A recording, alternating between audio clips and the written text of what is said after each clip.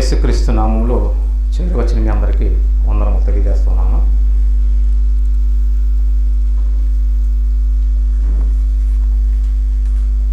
ఈ దినం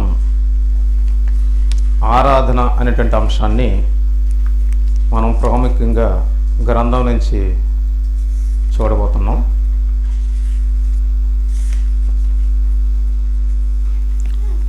ఆరాధన అనేటువంటి పదాన్ని మనం అర్థం చేసుకోవాలనుకుంటే యెహెజ్కేలు గ్రంథం నుంచి అలాగే దినవృత్తాంతాల గ్రంథాల నుంచి మనం చాలా జాగ్రత్తగా విషయాలు పరిశీలించుకుంటూ తదనంతరము యేసుక్రీస్తు ప్రభువారు తెలియజేస్తున్న రీతిగా ఆరాధన కూర్చున్నటువంటి విషయాల్ని మనం జాగ్రత్తగా పరిశీలించబోతున్నాం. ప్రాముఖ్యమైనటువంటి సంగతి,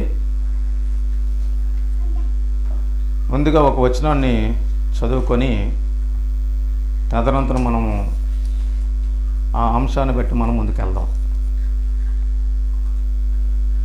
యోహాను సువార్త 12వ అధ్యాయంలో 20వ వచనం చదువుతాం.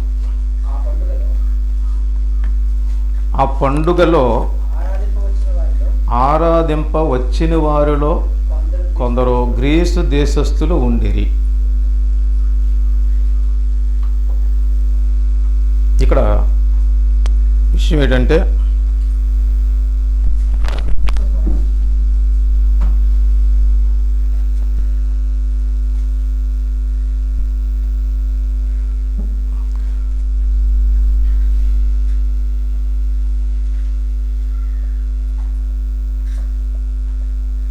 పండుగలో అది అండర్లైన్ చేసుకోండి.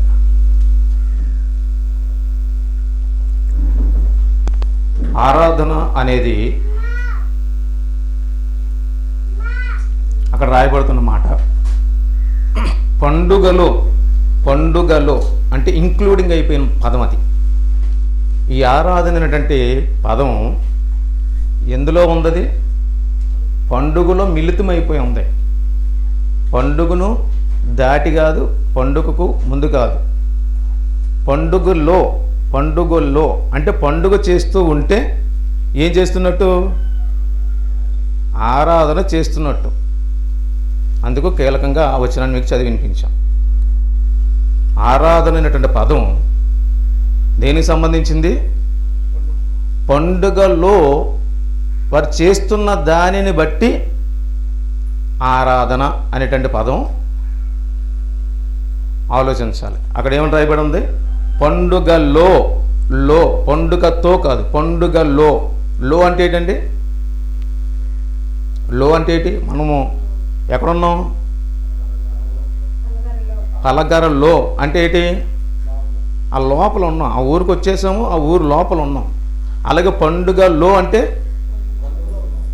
ఆ పండుగ చేస్తూ ఉన్నవారందరూ ఎక్కడున్నట్టు? ఏం చేస్తున్నట్టు? పండగలోనే ఉన్నారు. ఏం చేస్తున్నారు? ఆరాధన చేస్తున్నారు. ఇది అర్థమైందో లేదా? తలలూపిన తర్వాత మళ్ళీ నాకు అర్థం కాలేదు అని అనకూడదు. అర్థం కాని భాష ఇందులో ఏం లేదు. పండుగలో అంటే పండుగ జరుగుతుంది. ఆ జరుగుతూ ఉన్న దాంట్లో ఏముంది? ఆరాధింప వచ్చిన వారు ఉన్నారు. ఆ పండుగలో ఏం చేయడానికి వచ్చిన వారు ఉన్నారు? ఆరాధింప వచ్చిన వారు ఉన్నారు. ఇందులో ఎవరున్నారట? ప్రాముఖ్యంగా గ్రీసు దేశస్థులు అని రాయబడింది. ప్రాముఖ్యంగా ఇశ్రాయేలీలకు సంబంధించింది పండుగ. అన్యజనులు అనేవారు అందులోకి ఎందుకు వచ్చారు అనేది సందర్భం వేరుగా ఉంటుంది. తర్వాత యేసుప్రభుని చూడడానికి వచ్చారు అక్కడికి, అంతే. ఆరాధన చేయడానికి రాలేదు. ఆ పండుగలో ఎవరు ఉంటారంటే యేసుక్రీస్తు ఉంటారు అక్కడ. కాబట్టి వాళ్ళు ఎవరిని చూడడానికి వచ్చారంటే అన్యజనులు యేసుప్రభుని చూడడానికి వచ్చారు. మీరు చదువుకుంటే అర్థమవుతుంది మీకు. ఇప్పుడు యెహెజ్కేలు గ్రంథంలోకి వెళ్దాం. మీకు ఆరాధన అంటే పదానికి అర్థం, ఆ పదానికి నిర్వచనం మీకు అర్థమైందా లేదా? పండుగలో ఏం చేస్తున్నారా? అది పండుగలో పండుగకు వెలుపుట్టుకు ఉండేది కాదు, పండుగకు బయట ఉండేది కాదు. ఏమండి, పండుగలో ఏం చేసేవారు? వాళ్ళు ఆరాధింప వచ్చిన వారెవరు? అసలు పండుగ చేయువారెవరు?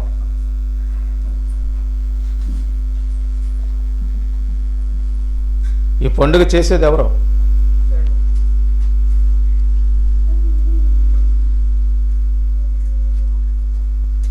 పండుగ చేసేది ఎవరండి? యెహెజ్కేలు గ్రంథం 46:1.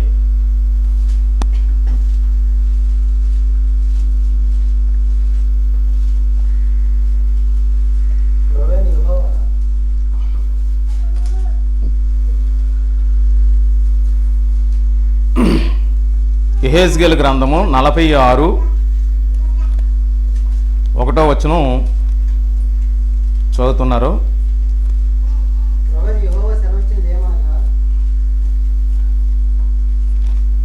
చదవండి, క్లియర్, త్వరగా చదవండి. తూర్పు తట్టు చూచు లోపటి ఆవరణపు గుమ్మము పనిచేయు 6 దినములు మూయబడి ఉంది.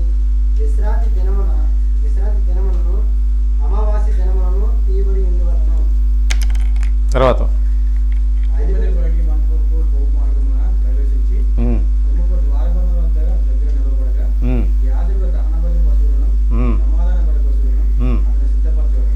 అతనికి సిద్ధపరచవలెను.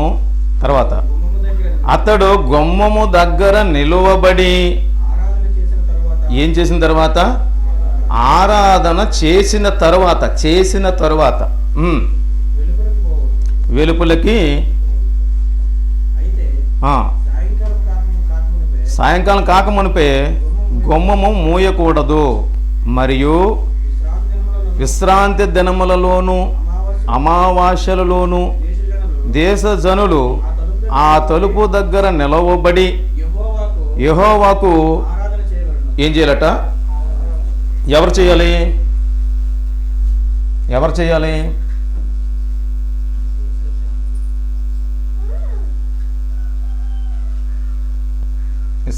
ఇశ్రాయేలీయులు మాత్రమే ఆరాధన చేయాలి.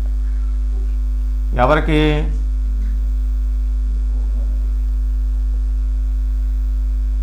యెహోవాకు. ఏం చేస్తూ? పండుగ చేస్తూ. ఆ పండుగలో వారు ఎన్ని రోజులు పనిచేయాలి? 6 దినములు. ఎన్ని రోజులు? 6 దినములు. 6 దినములు ఏం చేయాలి? పని చేయు దినములు 6 దినములు మూయబడి ఉండి విశ్రాంతి దినములను అమావాస్య దినమును తీయబడి ఉండాలి. ఎప్పుడెప్పుడట? విశ్రాంతి దినము ఎవరికి సంబంధించింది? అమావాస్య ఎవరికి సంబంధించింది? ఇశ్రాయేలులకు మాత్రమే.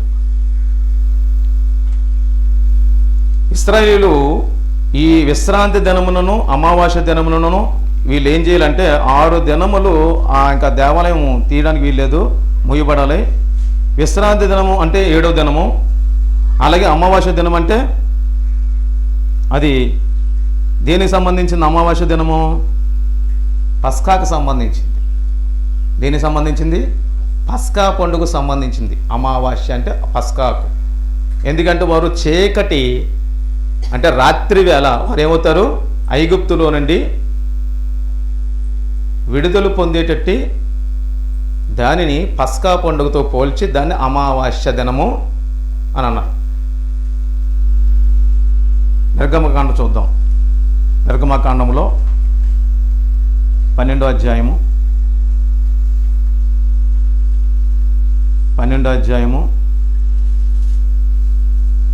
42. ఆయన ఐగుప్తు దేశములో నుండి వారిని బయటికి రప్పించినందుకు ఇది యెహోవాకు ఆచరింపదగిన రాత్రి. అంటే ఏంటి? చీకటి. అమావాస్య అంటే ఏంటి? చీకటి. ఆచరింపదగిన రాత్రి. ఇశ్రాయేలీలందరూ తమ తమ తరములలో అంటే తరాలు మారుతూ ఉంటాయి. మారుతున్న ప్రతి తరములో కూడా ఆ తరం వారు ఇశ్రాయేలీయులు అయ్యి ఉండాలి. ఆ ఇశ్రాయేలీయులు ఏ తరం వారైతే ఆ తరం వారు ఏం చేస్తూ ఉండాలి? ఈ విశ్రాంతి దినం అంటే 7వ దినము, అలాగే అమావాస్య దినం అంటే ఆచరింపదగిన రాత్రి దినము. ఇది పస్కాకు సంబంధించిందిగా చెప్తాడు అనమాట 43వ వచనంలో. మరియు యెహోవా మోషే అహరోనులతో ఇట్లనెను, ఇది పస్కా పండుగను గూర్చిన కట్టడ. ఇందులో ఎవరు ఉండకూడదు? అన్యుడు ఎవడునో దాన్ని తినకూడదు. మరి ఎవరు తినాలి? కేవలం ఇశ్రాయేలీయులకు సంబంధించింది మాత్రమే. అంటే వీళ్ళకి ఎప్పటి నుంచి ఈ ఆరాధన అంటే ప్రారంభమైంది? ఇశ్రాయేలీయులకి ఐగుప్తులో నుండి ఎక్కడికి వచ్చారు? బయటకు, అంటే కనాను దేశమునకు చేరుకోవడానికి బయటకు వచ్చేసారు. ఇది ఎప్పుడూ కూడా వారికి గుర్తుండాలి. ఎవరు గుర్తుండాలి? ఇశ్రాయేలుకు గుర్తుండాలి. ఇశ్రాయేలుకి ఏం గుర్తుండాలి?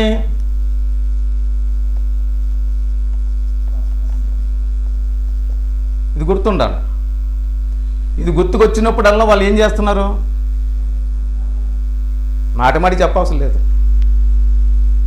ఇవాళ నేను చికెన్ తింటున్నానని చెప్పేసి ఉదయం నుంచి రాత్రి వరకు చికెన్ తింటున్నాను చెప్పుకుంటామా? చెప్పుకోం, అవసరం లేదు. ఇశ్రాయేలీయులు పండుగ ఆచరిస్తున్నారంటేనే వారు ఏం చేస్తున్నారు? ఆ పండుగలో ఏం జరుగుతుంది? ఆరాధన జరుగుతుంది. అందుకు వారు సిద్ధపడాలి. ఇశ్రాయేలీయులు ఆ ఆరాధన చేయటానికి సిద్ధపడాలి. తరాలు మారుతూ ఉంటాయి. ఏ తరం మారినా ఆ తరం వారు ఏం చేయాలంటే యెహోవాకు మాత్రమే. ఇక్కడ నామం కూడా పర్టికులర్గా మీరు గమనించాల. యెహోవాకు మాత్రమే అంటే మరొక నామానికి వారు ఏం చేయకూడదు? అత్తిమే దేవికి కానీ, ఇక అస్తోరోతు దేవతకు కానీ వారు ఆరాధనలు చేసి పూజించి సాగిలిపడేటట్టు పరిస్థితులు ఉన్నాయి. అప్పుడు ఏమైనట్టు? యెహోవాకు చెందిందా ఆరాధన? దేవతలకు చెందుతుందా? దేవతలకు చెందుతుంది. ఎవరికి చెందాల్సింది? యెహోవాకు చెందాల్సింది. ఎవరికి చెందుతుంది? దేవతలకు చెందుతుంది. అలా చెందకుండా ఉండడానికి వాళ్ళకి నియమం ఇచ్చాడు, చట్టం ఇచ్చాడు, నిబంధన ఇచ్చాడు. ఆ నిబంధన ప్రకారంగా ఇశ్రాయేలీయులు ఏం చేస్తూ ఉండాలి? దాన్ని దాటిపోకూడదు. కట్టడని చెప్పాడు కదా, ఆ కట్టడను ఎప్పుడు కూడా వారు ఏం చేయకూడదు? దాటిపోకూడదు. ఒకళ్ళు దాటిపోయారని అనుకుంటే మాత్రం, వాళ్ళు దాటిపోయారని అనుకుంటే ఏమవుతున్నట్లు లెక్క? వారు చేసే ఆరాధన చెల్లదు. అంతేనా? ఎవరికి చెల్లదు? ఎవరికి చెందాల్సిందో వారికి చెందదు. ఎందువల్ల? అక్కడ నామం మారింది కాబట్టి. అక్కడ నామం మారింది కాబట్టి ఏం చేయకూడదు? ఆ నామం మారకుండా చూసుకోవాల్సినటువంటి బాధ్యత ఎవరిది? ఇశ్రాయేలీయులది. ఇశ్రాయేలీయులది. కనుక ఇశ్రాయేలీయులు నామం మారకుండా చూసుకోవాలా? పండుగ వచ్చిందంటే అమ్మో మర్చిపోయామండి అని అనకుండా చూసుకోవాలి. ఈ పండుగ వచ్చిందంటే ఏం జ్ఞాపకం చేసుకోవాలి వాళ్ళు? మమ్మల్ని ఐగుప్తులో నుండి రాత్రి వేళ ఆయన ఏం చేశాడు? మమ్మల్ని వెలుగులోనికి నడిపించినటువంటి దినమది. చీకట్లో నుండి వెలుగులోనికి నడిపించినటువంటి దినమది. అది ఎప్పుడూ కూడా జ్ఞాపకం చేసుకోవాల్సినటువంటి ధర్మం ఎవరికి ఉంది? కేవలం ఇశ్రాయేలీయులకు ఉంది, అన్యజనులకి లేదు. అన్యజనులు అంటే ఎవరు? దేవతలు పూజించేవారు, విగ్రహారాధకులుగా ఉన్నవారు, ఈ సృష్టిని పూజించేవారు, ఈ సృష్టి దేవుడు అనుకున్నవారు. వారిని ఏమన్నారంటే విగ్రహ ఆరాధికులు అని అన్నారు. వారికి ఏం లేదంటే చట్టం లేదు, వారికి ధర్మశాస్త్రం లేదు, వారికి దేవుడే లేడు. ఎఫెసీయులకు రాసిన పత్రికలో చెప్పబడుతుంది. వారికి దేవుడే లేడు. కాబట్టి జాగ్రత్తగా మనం ఆలోచించవలసినటువంటి విషయం ఏంటంటే, చూడండి, 6 దినములు కూడా ఏం చేస్తూ ఉండాలి? దేవాలయము మూయబడాలి. 7వ దినము విశ్రాంతి దినం అంటే 7వ దినము. ఇశ్రాయేలు ప్రజలు దేని మీద దృష్టి పెట్టాలి? ఇప్పుడు విశ్రాంతి దినం మీద దృష్టి పెట్టాలి. విశ్రాంతి దినం వారు పాటిస్తున్నారు అని అంటే ఏం చేస్తున్నట్టు? మాటి మాటికి చెప్పుకోని అవసరం లేదు. ఆరాధన చేస్తున్నాం అని చెప్పుకోని అవసరం లేదు. విశ్రాంతి దినమును వాళ్ళు కూడుకుంటున్నారంటే, 7వ దినమును కూడుకుంటున్నారంటే వాళ్ళు ఏం చేస్తున్నారో అర్థమవుతుంది. వారు ఏం చేయాల్సిందో వాళ్ళకి అర్థమవుతుంది. మనకు అర్థం కాలేదేమో, మనం సరిగా దాన్ని విభజించుకోలేకపోతున్నామేమో. విభజించుకునే ప్రయత్నం చేద్దాం. చూడండి, యాజకులు చేయవలసిన ధర్మాలు ఉన్నాయి అక్కడ, ప్రజలు చేయవలసిన ధర్మాలు ఉన్నాయి. ఈ పండుగలో ప్రజలు చేయవలసిన ధర్మములు ఉన్నాయి, యాజకుడు ధర్మములు ఉన్నాయి. ఇక్కడ ప్రత్యేకించి ప్రజలు, యాజకులు. ప్రజల్లో నుండి బయటకు వచ్చిన వారు యాజకులు. ప్రజల్లో నుండి ఈ యాజకులు ఎవరంటే లేవీయులు. వీళ్ళు ఎవరంటే 12 గోత్రాలు, అంటే లేవీలతో సహా ఈ ప్రజలందరూ 12 గోత్రాలకు సంబంధించిన వాళ్ళు. 12 గోత్రాల వారు కూడా, ఈ 12 గోత్రంలో యాజకులు, లేవీయులు అనే వారు ఏమవుతున్నారంటే విభజన అవుతారు. వాళ్ళ పని ఏంటంటే కేవలం యాజకత్వం సేవ చేయటమే. అది ఏంటో చూద్దాం ఒకసారి. ఆయన విడమర్చి మరీ రాశాడు. వాటిని జాగ్రత్తగా చూద్దాం. ఏమని చెప్పాడు అక్కడ? మళ్ళా యెహెజ్కేలు గ్రంథానికి వెళ్దాం. యెహెజ్కేలు గ్రంథంలోకి వెళ్తే అక్కడ రాయబడుతున్నటువంటి మాటను ఒకసారి పరిశీలన చేద్దాం. 46:1 ఏం చెప్పాడంటే, ప్రభువుని యెహోవా సెలవిచ్చినది ఏమనగా, తూర్పు తట్టు చూచు లోపటి ఆవరణం గుమ్మము పనిచేయు 6 దినములు మూయబడి ఉండి విశ్రాంతి దినములను అమావాస్య దినములు తీయబడి ఉండవలెను. తర్వాత అక్కడ ఏమన్నాడంటే, అధిపతి బయట మంటపమునకు పోవు మార్గముగా ప్రవేశించి. ఎవరి అధిపతి?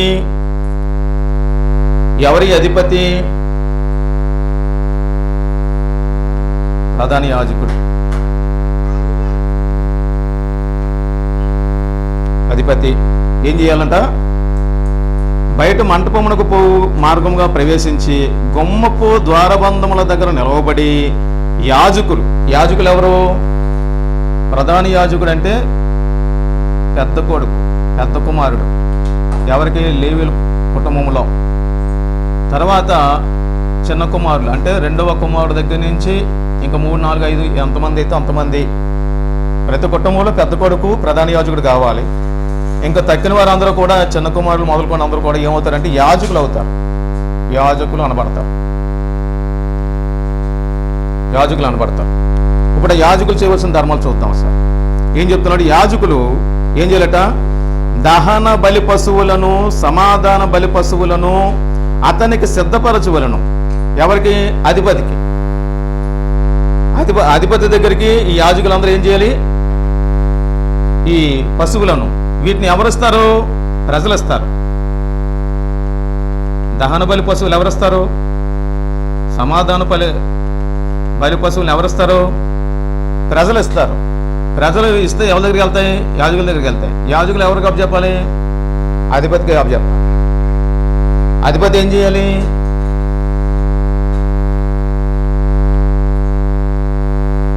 వాటిని స్వీకరించి ఆయన ఏం చేస్తాడు? ఏ కుటుంబం అయితే ఆ దహన బలి పశువును, ఏ కుటుంబం అయితే సమాధాన బలి పశువును ఇచ్చారో, ఆయన యొద్దకు వచ్చి ఇచ్చారో, ఆ ఇచ్చిన దాన్ని బట్టి వారికి పాపక్షమాపణ.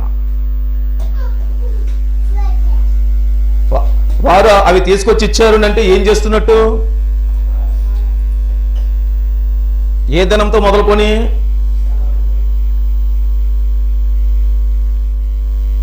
ఇంకా జాగ్రత్తగా ఆలోచించేద్దాం. అలా చెబుతూ ఇంకా ఆయన ఏం చెప్తాడో చూద్దాం ఒకసారి. 4వ వచనం. విశ్రాంతి దినమున అధిపతి యెహోవాకు అర్పింపవలసిన దహన బలి ఏదనగా. అధిపతి యెహోవాకు. ఎవరికంటే? అధిపతి ఎవరికి ఇవ్వాలి? తండ్రి అయిన దేవునికి. ఎన్నట అంటే అందులో దోషాలు ఉండకూడదు. ఎన్ని గొర్రె పిల్లలు? 6 గొర్రె పిల్లలు. ఇక్కడ లెక్కకు తక్కువ వచ్చింది అనుకోండి, స్వీకరిస్తాడా? సరే. తర్వాత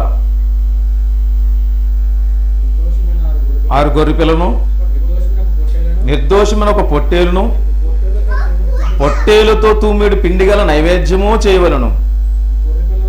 గొర్రె పిల్లలతో కూడా శక్తి కొలది నైవేద్యమును తూము ఒకటింటికి 3 పళ్ళ నూనెయు తేవలను. ఇవన్నీ కాదు కానండి, నేను మామూలుగా వచ్చేస్తానండి, వెళ్ళిపోతానండి, వచ్చేస్తానండి అంటే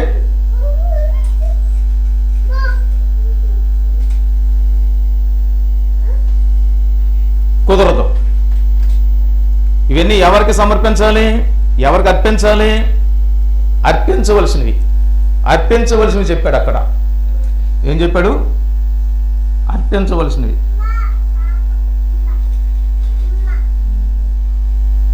వట్టి చెవితో వెళ్ళిపోయి వచ్చేస్తానంటే కుదరదు. నువ్వు వట్టి చెవితో ఇల్లు వచ్చావునంటే నీ పాపక్షమాపణ లేదు.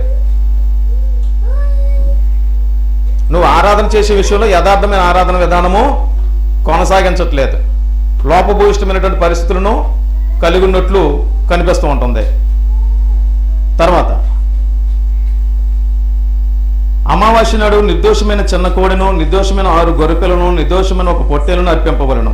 అమావాస్య రోజు ఏం చేయాలో, విశ్రాంతి దినమున ఏం చేయాలో అని చెప్పుకొచ్చాడు. తర్వాత ఏం చెప్పాడు? నైవేద్యమును సిద్ధపరచవలను. ఎద్దుతోను, పొట్టేలుతోను, తూముడి పిండిని, గొర్రె పిల్లలతో శక్తి కొలది పిండిని అర్పింపవలను. తూము ఒకటింటికి 3 పళ్ళ నూనె నైవేద్యం చేయవలను. అధిపతి ప్రవేశించినప్పుడు గుమ్మము మంటపు మార్గముగా ప్రవేశించి అతడు ఆ మార్గముగానే వెలుపలకు పోవలను. అయితే దేశజనులు అంటే ఎవరు? యెరూషలేములో ఉన్నటువంటి జనులే. ఆ దేశజనులు నియామక కాలముల యందు యెహోవా సన్నిధిని ఆరాధన చేయుటకై వచ్చినప్పుడు ఏం చేయడానికి వస్తున్నారు? వాళ్ళు ఇవన్నీ అర్పిస్తూ ఏం చేయడానికి వస్తున్నారు? ఆరాధన చేయడానికి వస్తున్నారు. చేయడానికి వస్తున్నారు అంటే ఏం పట్టుకొని రావాలి? ఈ నైవేద్య సంబంధమైనటువంటి పరిస్థితులు, ఆ గొర్రెపిల్లలు, ఆ పొట్టేళ్ళు, ఇవన్నీ కూడా ఉండాల్సిందే. ఇవేమీ లేకుండా వట్టి చేతులతో వస్తానంటే ఎట్టి పరిస్థితుల్లో స్వీకరించడం. వారు ఆరాధన చేస్తున్నవారు కాదు, వాళ్ళు ఆరాధన లిస్టులో నుండి తొలగింపబడ్డవారు. వాళ్ళు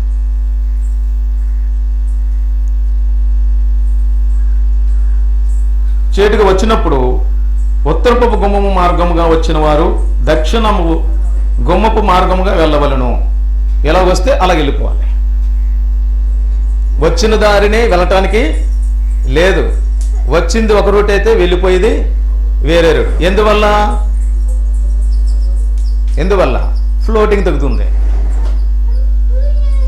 ఒక క్రమబద్ధమైన పరిస్థితులు చెప్పాడు అక్కడ. తర్వాత దక్షిణపు గుమ్మపు మార్గంగా వచ్చిన వారు ఉత్తరపు గుమ్మపు మార్గంగా వెళ్ళవలను. తాము వచ్చిన దారిని ఎవరనో తిరిగిపోక అందరూ తిన్నగా వెలుపలికి పోవలను.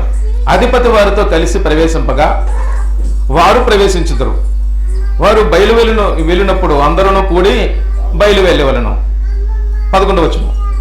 పండుగ దినములలోను నియామక కాలములలోను ఎద్దుతో గాని పొట్టేలతో గాని తూముడి పిండియు గొర్రెపిల్లతో శక్తి కొలది పిండియు తూము ఒకటింటికి 3 పళ్ళ నూనెయు నైవేద్యంగా అర్పింపవలను. మొట్టమొదటి మనం చదువుకొని వచ్చినాన్ని బట్టి ఏమొచ్చింది? మొట్టమొదటి మనం చదువుకొని వచ్చినాన్ని బట్టి ఏమర్థమైంది? ఇది పండుగలో జరిగేదా, పండుగకు వెలుపలి జరిగేదా, పండుగకు కాకుండా ప్రత్యేకంగా జరిగేదా? పండుగలో జరిగే వాతావరణం. వారు పండుగకు వచ్చారు. వారు పండుగకు వస్తేనే ఎందుకు వచ్చినట్టు? వాళ్ళు ఆరాధన చేటుకు వచ్చారు. ఇంక మీకు ఒక వచ్చిందా? మీకు అర్థమైందా? ఇప్పుడు యేసుప్రభు వారు పస్కా పండుగ చేశారు అనుకుందాం. ఏం చేస్తున్నట్టు? యేసుప్రభుతో పాటు శిష్యులు కూడా పస్కా పండుగలో పాల్గొన్నారు అనుకోండి. ఏం చేస్తున్నట్టు? అదే లైన్. ఇంకా ఇప్పుడు ఆరాధన అంటే పదానికి నిర్వచనం ఏంటి? పండుగలో చెయ్యవలసినది ఏదో వారు తెలుసుకొని ఆ క్రమబద్ధమైన రీతిలో నడుచుకోవటమే వారు ఆరాధన చేస్తున్నట్టు లెక్క. ఆ ఆరాధనలో ఏం చేయాలి వాళ్ళు? ఆ ఆరాధన ఎవరికి చేయాలి, ఎవరు చేయాలి, ఎవరు తినకూడదు, ఇవన్నీ కూడా గైడెన్స్ ఇచ్చాడనమాట. ఇంకా చూద్దాం.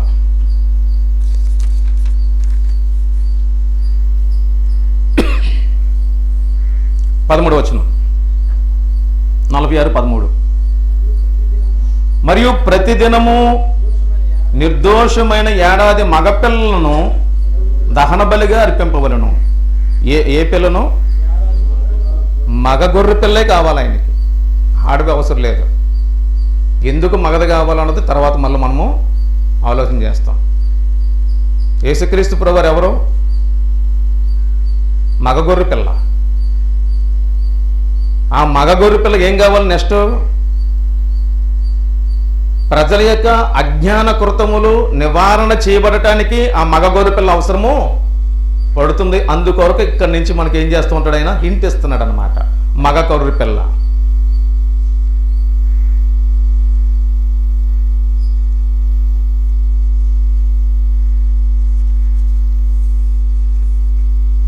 ఇది ఒక పార్ట్ మీకు. ఇది ఇప్పుడు నేను ఇంతవరకు చెప్పింది ఒక పార్ట్. ఇది అర్థమైందా లేదా? ఆరాధన అంటే ఏంటి? ఇశ్రాయేలీయులు పండుగ చేస్తూ ఉంటే ఏం చేస్తున్నట్టు? అది లెక్క. సరిపోవచ్చా?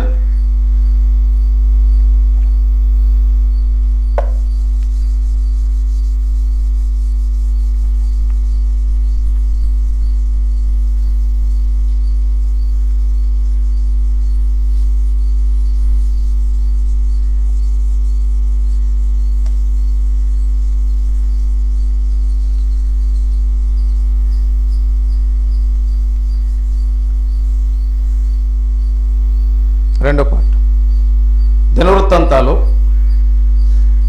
2వ దినవృత్తాంతాలు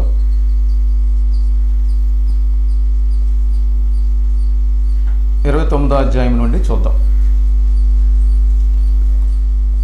20 నుంచి 30 వచనాలు. అప్పుడు రాజైన హిజ్కియా ఇక్కడ రాజు ఎవరంటే హిజ్కియా, యూదులకు రాజు, యోధారాజు. హిజ్కియా కాలంలో జరిగినటువంటి విషయాలను మనం చదవబోతున్నాం.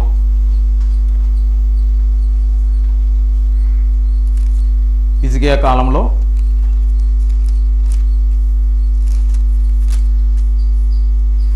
అప్పుడు రాజైన హిజ్కియా పెందలకడ లేచి పట్టణపు అధికారులను సమకూర్చుకొని ఎక్కడికి వెళ్ళిపోయాడట?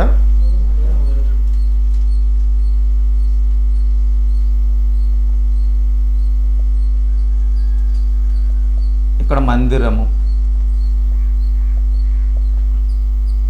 మునిపి ఏం చేసాం? యెహోవా నామము. ఇప్పుడు ఏమర్థమవుతుంది? యెహోవా సన్నిధి అంటే ఏంటి? మందిరం దగ్గరికి వెళ్ళాలి. ఎక్కడ పడితే అక్కడ చేయడానికి వీల్లేదు. చూడండి ఆయన ఏం చేశాడు. ఇప్పుడు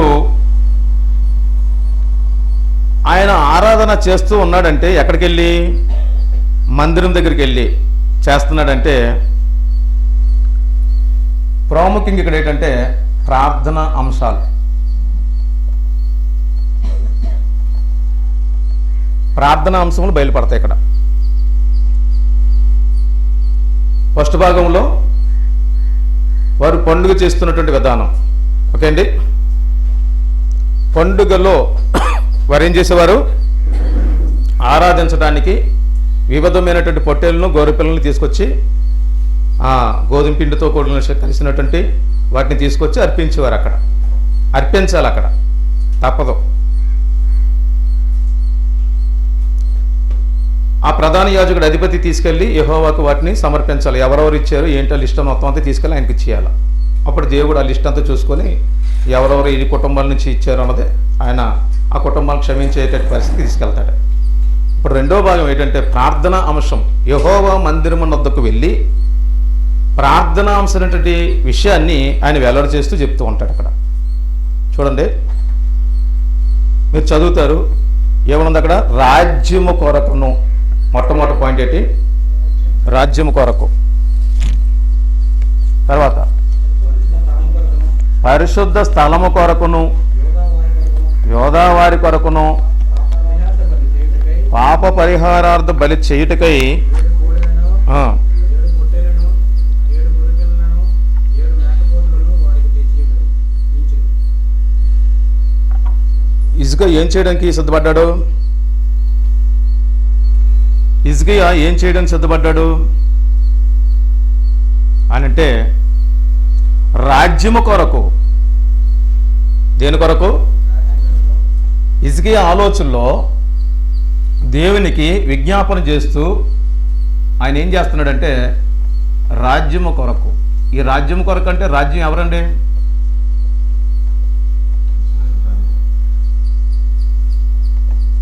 ఇశ్రాయేలు కొరకే, చుట్టుపక్కల ఉన్న అన్యజనుల కొరకు కాదు. ఎవరు సంబంధించిన రాజ్యం అది? అప్పుడు ఆయన రాజుగా ఉన్నాడు. ఆ రాజు కాలంలో జనులు ఎలా ఉండాలనుకుంటున్నాడు ఆయన? ఆ జనులు ఎలా ఉండాలి? పరిశుద్ధంగా ఉండాలి, పవిత్రంగా ఉండాలి. అది ఆయన కోరిక. అందుకొరకు ఏం చేశాడట? రాజ్యము కొరకును, రెండోది పరిశుద్ధ స్థలం అట. పరిశుద్ధ స్థలం అంటే మందిరము. మందిరం ఎప్పుడు కూడా ఎలా ఉండాలి? దానికి కలంకం రాకూడదు. మందిరానికి ఏం రాకూడదు? కలంకం రాకూడదు. మూడోది యోధావారి కొరకు అన్నాడు. యోధావారి కొరకు అంటే ఎవరు? ఇశ్రాయేలులో యూదులు ఎవరు? ప్రత్యేకింపబడిన వారు.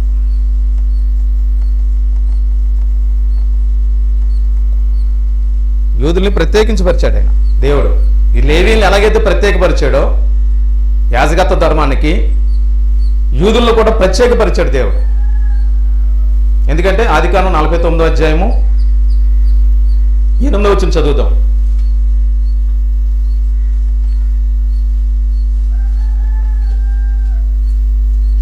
ఏమని రాయబడి ఉంది?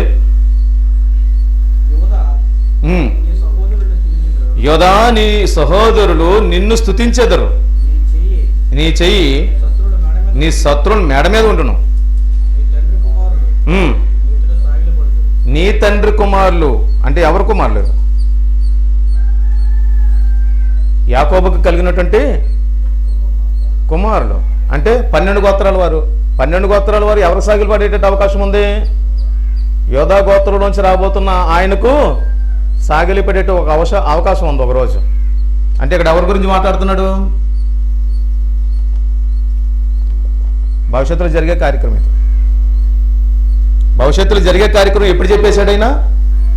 ఆదిలో చెప్పేశాడు ఆయన. ఎవరు వెల్లడి చేశారు? తండ్రి వెల్లడి చేశాడు.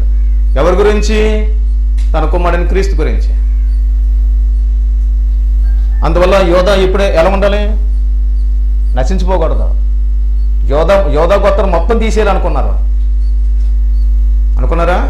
ఏ కాలంలో? ఎస్తేరు కాలంలో ఎవరిని, ఏ గోత్రం తీసేయాలనుకున్నారు? యోధా గోత్రం మొత్తం తీసేయాలనుకున్నారు. సాధ్యమైందా వాళ్ళకి? సాధ్యం కాలేదు. ఇప్పుడు హిజ్కియా ఎవరి కొరకు? ఎవరెవరి కొరకు? జనుల కొరకు, పరిశుద్ధ స్థలమైన మందిరం కొరకు, రెండోది యోధావారు, మూడోది యోధావారి కొరకు. ఇంకా ఏం చేయాలట? పాప పరిహారార్థ బలి చేయుటకై. వీటన్నిటిని బట్టి ఏం చేయాలట? పాప పరిహారం కావాలి. పాప పరిహారం కావాలంటే ఏం చేయాలి? వాళ్ళు అర్పించాలో వద్దా? మనుషులు అర్పించేస్తే ఆయన చిత్తం ఒకటి ఉంది, అంతవరకు వెయిటింగ్ అయ్యేలా ఉండాలి. మనుషులు అర్పించడానికి వీల్లేదు ఇక్కడ. మనుషులు అర్పించేస్తే చాలా మంది పోతూనే ఉంటారు. మనుషులు అర్పించడానికి వీలు లేదు. ఆయన చిత్తం ఒకటి ఉంది, అంతవరకు ఆయన వెయిటింగ్ ప్లేస్లో ఉంటాడు, వెయిట్ చేస్తూ ఉంటాడు, దర్శనార్థం చూపిస్తూ ఉంటాడు. అప్పటి వరకు ఏం చేయాలా? ఇక్కడ ఏం జరుగుతుంది? వీళ్ళ క్షేమం కొరకు, ఇది పాడవకుండా ఉండడం కొరకు, రాజ్యంలో ఉన్నటువంటి జనులు క్షేమంగా ఉండటం కొరకు, అంటే పాపులుగా కాకుండా పవిత్రులుగా ఉండటకు, పరిశుద్ధులుగా ఉండటం కొరకు హిజ్కియా రాజు ఏం చేయబోతున్నాడు చూద్దాం. ఆయన సమకూర్చుకుంటున్నాడు. పాప పరిహారార్థ బలి చేయుటకై 7 కోడెలను 7 పొట్టేలను 7 గొర్రెపిల్లను 7 మేకపోతులను వారు తెచ్చి ఉంచిరి గనుక అతడు ఏం చేశాడట, యెహోవా బలిపీఠం మీద వాటిని అర్పించుడని అహరోను సంతతి వారు యాజకులకు ఆజ్ఞాపించాడు. క్రమం తప్పాడా? ఆయనకు క్రమం తెలిసింది. యాజకులు ఏం చేయాలి? ఆ బలి అర్పణలను ఏం చేయాలి? బలిపీఠం దగ్గరికి వెళ్ళి ఒలికించాలి. అప్పు చెప్పాడు. తర్వాత ఉమ్, ఆ కోడలు వధించినప్పుడు ఉమ్, యాజకులు వాడి రక్తము తీసుకుని ఉమ్, బలిపీఠం మీద ప్రోక్షించారు. ఉమ్, ఆ ప్రకారము వారి పొట్టేలు వధించినప్పుడు ఉమ్, యాజకులు ఆ రక్తము బలిపీఠం మీద ప్రోక్షించారు. ఉమ్, వారి గొర్రెలను వధించినప్పుడు ఆ రక్తమును బలిపీఠం మీద ప్రోక్షించారు. ఉమ్. పాప పరిహార బలికి రాజు ఎదుర్కొని రాజు ఎదుటికిని సమాజము ఎదుటికిని మేకపోతులు తీసుకుని రాగా వారు తమ చేతులను వాటి మీద ఉంచిన తర్వాత యాజకులు వాటిని వధించి ఏం చేశారట, ఇశ్రాయేలీలందరి కొరకు అని అన్నాడు. ఇశ్రాయేల్ అందరి కొరకు అంటే రాజ్యం కొరకు అంటే అర్థం ఏంటండి? ఇశ్రాయేల్ అందరి కొరకు. ఆ బలులు ఎందుకు తీసుకొచ్చాడు? ఆ బలులు ఎందుకు అర్పిస్తున్నాడు? వాళ్ళందరూ క్షేమంగా ఉండాలి, పవిత్రులుగా ఉండాలి, పరిశుద్ధులుగా ఉండాలి, పరిశుద్ధ సంఘముగా పరిశుద్ధ మందిరంగా ఉండాలి. ఆ మందిరం ఎవరిదే ఉండాలి? పేరు మారకూడదు, పేరు మారకూడదు. సొలొమోను కాలంలో మారేయలేదా? సొలొమోను కాలంలో పర్వతాల మీద ఏం చేశారు? సొలొమోను ఏం చేశాడు? సొలొమోను కాలంలో సొలొమోను ఏం చేశాడు? అన్యజనులను స్వీకరించి, అన్య స్త్రీలను స్వీకరించి తన హృదయం త్రిప్పివేయబడుట చేత ఏం చేశాడు సొలొమోను? యెహోవా మందిరంతో పాటు ఏం కట్టించాడు? కట్టించాడు లేదా?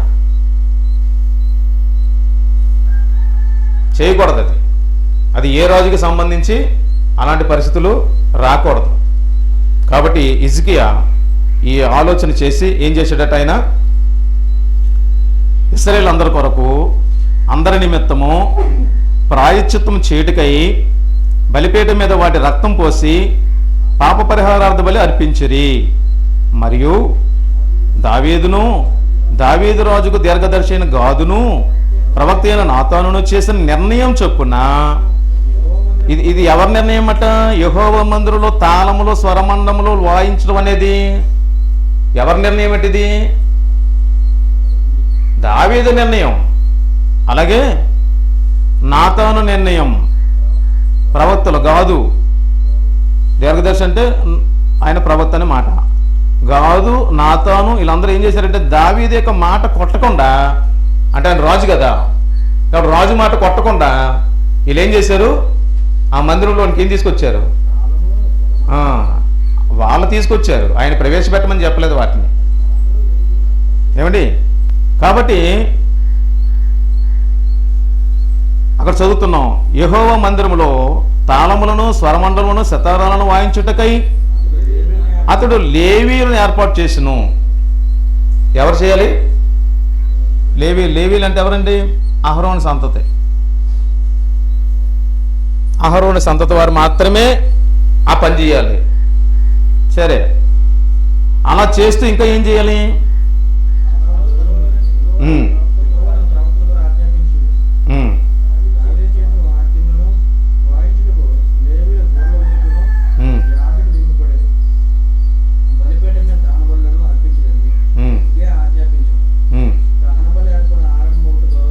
దహన బలి అర్పణ ఆరంభమగుడుతోనే బోరల ఊదుడుతోనూ ఇశ్రాయేలు రాజైన దావీదు చేయించిన అవి గుర్తుపెట్టుకోండి.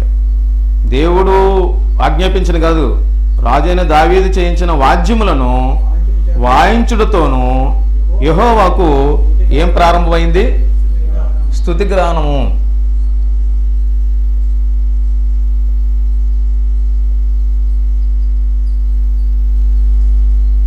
స్తుతి గానము ఆరంభమయ్యను. అంతసేపును సర్వ సమాజం ఏం చేస్తున్నట్టు? ఆరాధించును.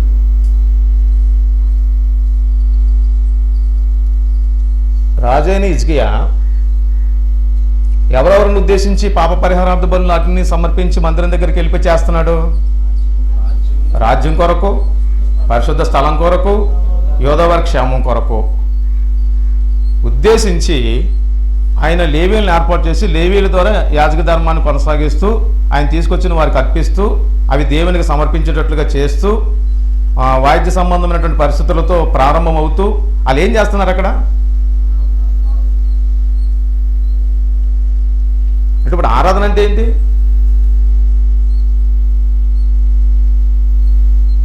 ఆరాధనలో మరో భాగం ఏమవుతుంది? ప్రార్థన అంశంతో పాటు స్తుతిగానం కూడా ప్రారంభమవుతుంది.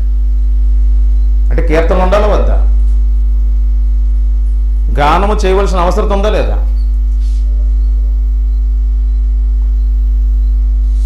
అక్కడ వారు చేస్తున్నటువంటి పనిని అక్కడ తెలియజేశాడు. వారు చేశారు, ఇశ్రాయేలీయులు చేశారు. ఇశ్రాయేలు చేసినటువంటి కార్యాన్ని, యూదారాజు చేసినటువంటి కార్యాన్ని మనకి ఇక్కడ గ్రంథకర్త వెల్లడి చేశాడు.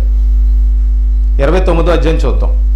29వ అధ్యాయము 3వ వచనం. అతడు తన ఏలుబడి యందు ఎవరు? హిజ్కియా తన ఏలుబడి యందు మొదటి సంవత్సరము మొదటి నెలను యెహోవా మందిరపు తలుపును తెరచి వాటిని బాగు చేసేటట్ట. ఎప్పుడిది? ఎవరికి మొదటి సంవత్సరం? ఆయన పరిపాలనకు మొదటి సంవత్సరం. ఏ నెల అంటే మొదటి నెల చేయవలసిన పండుగ ఏంటి తెలుసా? పస్కా పండుగ. హిజ్కియా ఏ పండుగను ఉద్దేశించి ఇక్కడ తలుపులు తెరిచించాడు? పస్కా పండుగను ఉద్దేశించి తలుపులు తెరిచి వాటిని బాగు చేసి మళ్ళీ వీళ్ళందరినీ ఏర్పాటు చేసి క్రమబద్ధమైన స్థితిలోకి తీసుకెళ్ళి ఎవరి ధర్మాలు వారు నిర్వర్తిస్తూ మీరేం చేయాలంటే ఆరాధన చేయాలి. అంటే ఆరాధన అంటే ఏంటి? ఆరాధన ఎందులో ఇంక్లూడింగ్ అయిపోయి ఉంది? పండుగలో.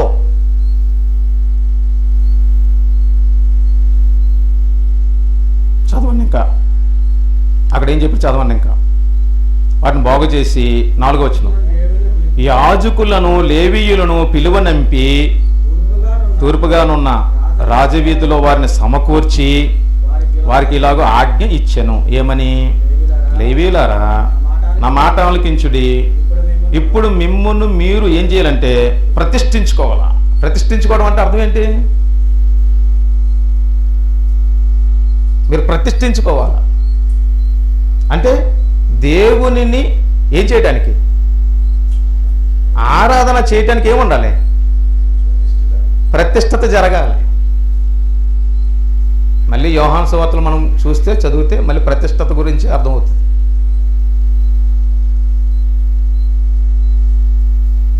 ప్రతిష్ఠత చేసుకోవాలి అంటే ఆ కార్యక్రమం నిమిత్తము నేను నియమింపబడిన వాడును, ఆ సేవ చేయటానికి నేను నియమింపబడిన వాడు. నియమింపబడిన వాడు దానికి తగినట్టుగానే ఏం చేయాలి? పని చేయాలి, సేవ చేయాలి, పరిచర్య చేయాలి. అది ప్రతిష్ఠింపబడడం. ఇదిగో వచ్చేస్తానని చెప్పేసి మళ్ళీ వెళ్ళిపోవడం కాదు. అది ప్రతిష్ఠత కాదు. నేను వస్తానంటే రావాల్సిందే, నేను చేస్తానంటే చేయవలసిందే. నాకు ఈ కార్యం కావాలనంటే ఆ పనిలో ఆయన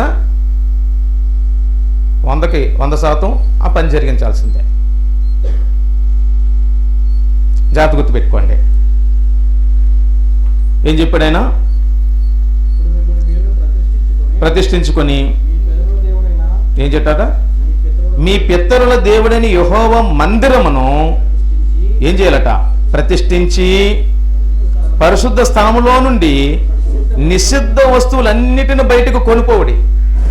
అంటే ఈ పరిశుద్ధ స్థలం ఆల్రెడీ ఏమైపోయింది అప్పటికి? నిషిద్ధమైన వస్తువులతో నింపబడిపోయింది. యేసుక్రీస్తు ప్రభువారు కూడా ఒకసారి మందిరం దగ్గరికి వెళ్తే ఏం జరుగుతుంది?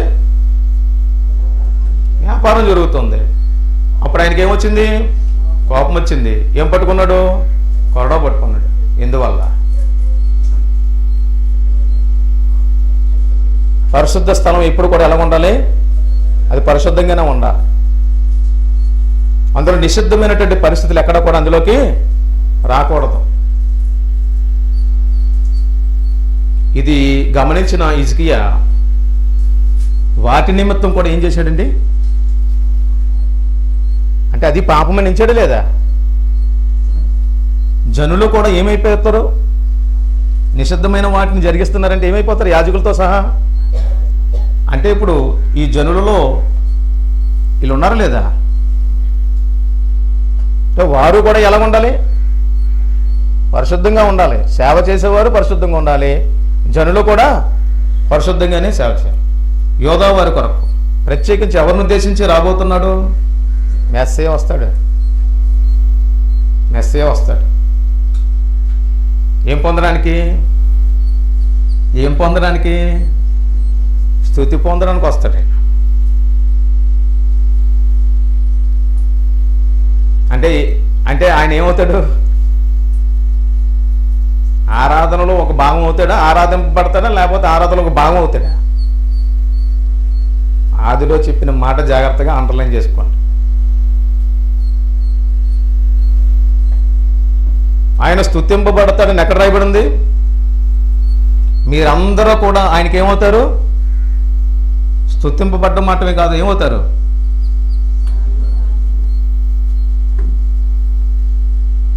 ఈ మందిరంలో ఈయనకి అలా చేశారా లేదా?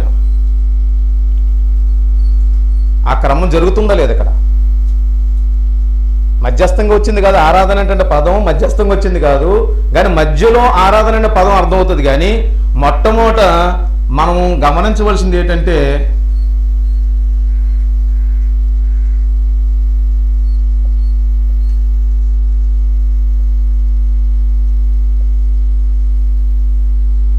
అది ఆ పదం రావాలి. ఆరాధన అనేటువంటి పదానికి ముందు ఏం రావాలి? సేవించుట, సేవింపబడుట, సేవింపవలెను అనేటువంటి పదం రావాలి. కానీ ఇప్పుడు ప్రాముఖ్యంగా మనం ఆరాధన అనేటువంటి పదాన్ని ఎందుకు తీసుకున్నామంటే నేటి కాలంలో ఉన్న బోధనను ఉద్దేశించి మనం తీసుకున్నాం దీన్ని. సత్యవాక్యాన్ని ఏం చేయాలి? సరిగా విభజించాలి. సరిగా విభజించే కార్యక్రమం జరగాలి. ఈ రెండో భాగం మీకు ఏమర్థమైంది? మొదటి భాగం ఏమర్థమైంది? మరలా మనం రివ్యూ చేసుకుందాం. మొదటి భాగంలో ఏం చూసాం మనం? ఇశ్రాయేలీయులు ఏం చేస్తే పస్కా పండుగ చేస్తే ఏం చేస్తున్నట్టు? ఆరాధన చేస్తున్నట్టు. రెండో భాగంలో ఏం చూస్తున్నాం? హిజ్కియా అనేటువంటి యోధారాజు యోధా జనుల కొరకు, అదే జనుల కొరకు, పరిశుద్ధ స్థలం కొరకు, యోధా వారి క్షేమం కొరకు, వారి కోసం నిత్యం ఏం చేస్తున్నట్టు ఇప్పుడు ఇక్కడ ఇస్తున్నాడంటే ఏం చేస్తూ? స్తుతిగానం చేస్తూ. ఏం పెట్టాడు? దేవుని దగ్గరగా విజ్ఞాపన చేస్తూ ఏం చేస్తున్నాడు? ఇప్పుడు యెహోవా మందిరం దగ్గర లేవీయులను ఏర్పాటు చేసి తను వెళ్ళిపోలేదు. నేనే చేసేస్తానని వెళ్ళిపోలేదు. ఎవరిని ఏర్పాటు చేయాలో వాళ్ళని ఏర్పాటు చేశాడు. ఆయనకి ఎలా తెలిసింది లేవీయుల్ని ఏర్పాటు చేయాలని? ధర్మశాస్త్రం ఉంది కాబట్టి. అందువల్ల ఆయన క్రమం తప్పలేదు. క్రమంగా జరగాల్సినటువంటి కార్యక్రమాన్ని ఆయన జరిగింపజేస్తూ ముందుకెళ్ళాడు అన్నమాట. అందువలన వారు ఆరాధన చేస్తున్నప్పుడు ఏం చేస్తున్నారు? అది ఎప్పుడు జరుగుతుంది? ఏ నెలలో జరుగుతుంది? ఏ రాజు అయినా సరే మొదటి నెలలో పస్కా పండుగను ఏం చేస్తూ ఉండాలి? సంవత్సరం మొదటి నెల అనేసరికి ఇశ్రాయేలీయులకి 12 నెలలు. ఇశ్రాయేలీయులకి, మనకు కూడా ఏంటండి? మనకి 12 నెలలే. ఈ 12 నెలలో కూడా నెలకు నెలకు ఫలాలు ఫలించేట అవకాశం వారికి ఉంది, నేడు మనకే ఉంది. వారు సంవత్సరాన్ని 3 పండుగలు చేస్తూ ఏం చేస్తూ ఉండాలి? విశ్రాంతి దినాన్ని పాటిస్తూ, అమావాస్య దినాన్ని పాటిస్తూ ఏం చేస్తూ ఉండాలి? ఆరాధన చేస్తూ ఉండాలి. అది ఎవరికి చెందేదిగా ఉండాలి? యెహోవాకు. అది ఎక్కడ జరగాలి? దాటిపోకూడదు, స్థలం మారిపోకూడదు. అందుకే యేసుప్రభువు స్థలం గురించి మాట్లాడతాడు సమరస్త్రీతో. జాగ్రత్తగా మనం ఆలోచన చేసుకుంటూ ముందుకు వెళ్దాం. ఎప్పటికి సమాప్తం అవుతుంది ఇది ఎన్ని రోజులు చేస్తారు వాళ్ళు అలా ఆరంభించి అనేది మనం చూస్తాం. చదవండి అక్కడ 29వ అధ్యాయంలో 5వ వచనం చదివారు 6 నుంచి.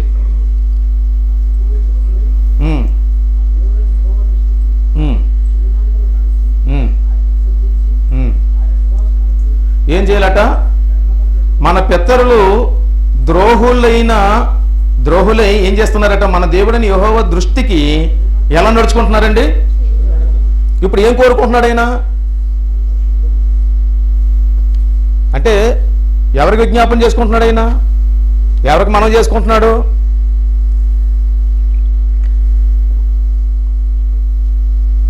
దేవుడిని యెహోవాకు తన మనవులను విజ్ఞాపనలను ఈ రీతిగా వెల్లడి చేస్తూ ఈయన సిద్ధపరిచాడు.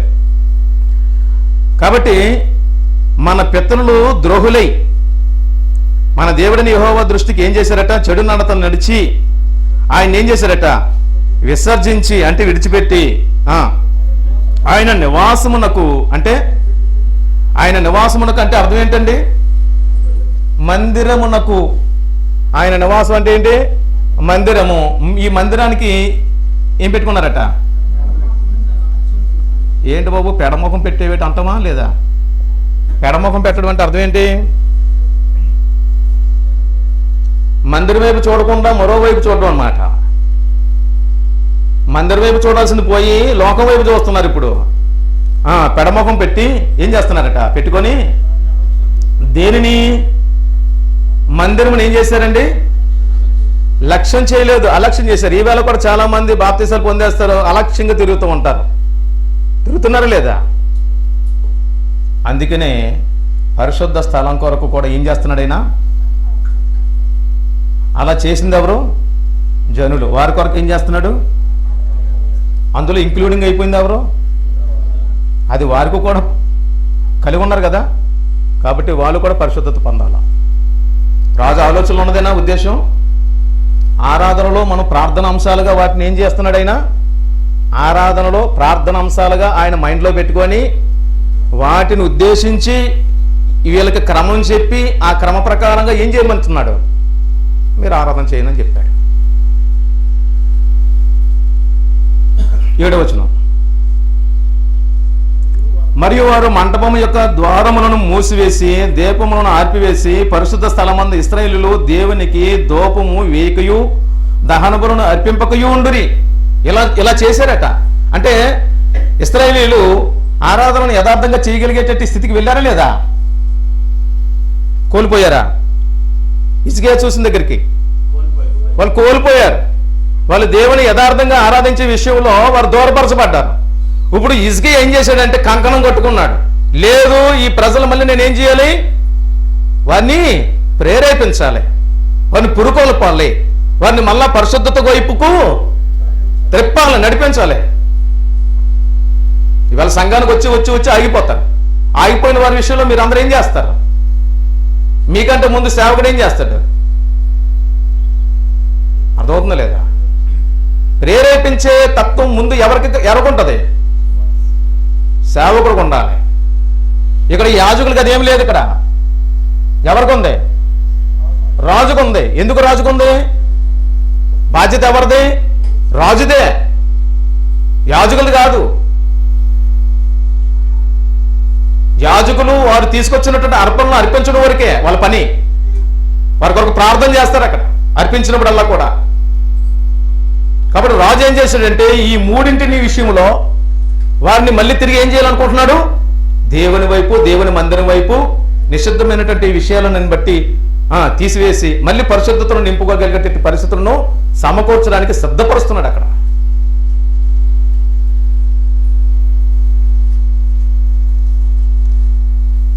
అంతకంటే గొప్ప రాజు ఈయనేం చేస్తారో చూద్దాం తర్వాత. అంతకంటే గొప్ప రాజు ఆయన ఏం చేస్తారో చూద్దాం తర్వాత. విషయం జాగ్రత్తగా గమనించండి. ఆయనే అంతటా ఆలోచన కలిగి ఉన్నట్లు ఉంటే ఇంకా 10వ వచనం చదవండి. ఇప్పుడు మన మీదనున్న ఇశ్రాయేలీయుల దేవుడైన యెహోవా మహోగ్రత ఏం కావాలట? చల్లారునట్లు. అంటే ఎలా ఉన్నాడు ఇప్పుడైనా? ఉగ్రత కలిగి ఉన్నాడు, రోషంతో మండిపోతున్నాడు. నన్ను ఆరాధించవలసినటువంటి పరిస్థితుల్లో ఉండవలసిన వారు వీళ్ళు ఏం చేస్తున్నారు? ఆరాధన విడిచిపెట్టి ఏం చేస్తున్నారు? తిరుగుతున్నారు. అందువల్ల పాపం కనిపిస్తుంది అక్కడ రాజుకి. మహోగ్రత చల్లారునట్లు ఆయనతో మనము నిబంధన చేయవలనని నా మనస్సులో అభిలాష పుట్టాను. ఎవరు పుట్టింది? రాజుకు పుట్టింది.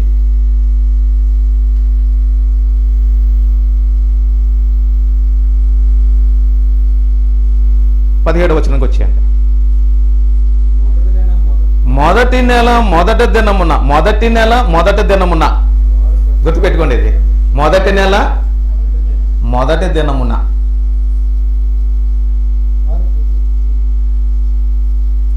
ఇది ఎక్కువగా మనం ఇప్పుడు అండర్లైన్ చేసుకుంటాం కదా. మొదటి నెల మొదటి దినమున వారు ప్రతిష్ఠ చేయని ఆరంభించి ఆ నెల 8వ దినమున యెహోవా మంటపముకు వచ్చిరి. అంటే మంటపం అంటే ఏంటి? మందిరం దగ్గరకు వచ్చిరి. ఈ ప్రకారం వారు ఎన్ని దినములు? 8 దినములు వారు చేస్తున్నారంటే ఈ 8 దినములు దేనికి సంబంధించింది? పండుగకు సంబంధించింది. మొదటి దినం మొదలుకొని 8వ దినం వరకు ఏం చేస్తూ ఉండాలా? వారు పండుగను ఆచరించాలా. పండుగను ఆచరించేటప్పుడు వట్టి చేతులతో వెళ్ళకూడదు. ఏముండాలి? పాప పరిహారార్థ బలి నిమిత్తం అర్పించవలసినవి అర్పిస్తూ ఉండాలి. రాజు చాలా ఎక్కువ సమకూర్చాడు అక్కడ. మునుపు మనం చదువుకున్న దానికంటే ఇక్కడ ఈ రాజు ఏం చేశాడు? ఇంకా ఎక్కువ సమకూర్చాడు. ఎక్కువ సమకూర్చి ఇదిగో వీటిని ఉద్దేశించి, ముఖ్యమైన పాయింట్లు ఉద్దేశించి యాజకులు కాబట్టి చెప్పి మీరు అర్పించండి. ఎవరి మనసులో పుట్టింది అది? ఆ రాజు మనసులో పుట్టింది. దాన్ని ఆచరణలో పెట్టేశాడు ఆయన. యెహోవా మంటపమునకు వచ్చిరి. ఈ ప్రకారం వారు 8 దినములు యెహోవా మందిరమును ప్రతిష్ఠించుచు మొదటి నెల 16వ దినమున ఏం చేశారట? 16 రోజుల వరకు ఏం చేశారు? దాన్ని కొనసాగించుకుంటూ పోయారు.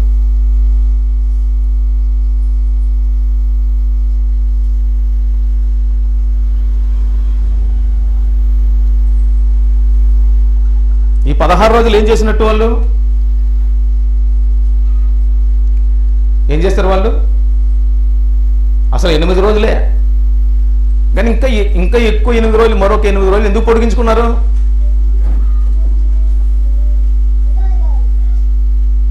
ఆ ప్రజల్లో ఏం కనిపించింది రాజుకి? దేవుణ్ణి ఆరాధించే విషయంలో లోపం కనిపించింది, అలక్ష్యం కనిపించింది. వారు ఏంటంటే యథార్థతను కోల్పోయినటువంటి పరిస్థితి కనిపించింది. కాబట్టి రాజు 16 దినముల వరకు కొనసాగించేశాడు. అది ఆయన ఇష్టం, రాజు కాబట్టి ఆయన ఇష్టం. ఇంకా దేవుడు కూడా ఏం చేస్తాడు? చూచున్నట్టుగా వదిలేస్తాడు అక్కడ. కాబట్టి ఆ కాలంలో 16వ దినం ఏం చేశాడు? ఆయన సమాప్తి చేశాడు. అయితే తిరిగి మళ్ళీ మనం ఎక్కడికి వస్తామంటే 28వ వచనంకి వచ్చేయండి. 29, 28. అంతసేపును సర్వ సమాజం ఏం చేస్తుంది? ఆరాధించుచుండెను. గాయకులు ఏం చేస్తున్నారు అంటే ఆరాధనలో ఏం జరుగుతుంది?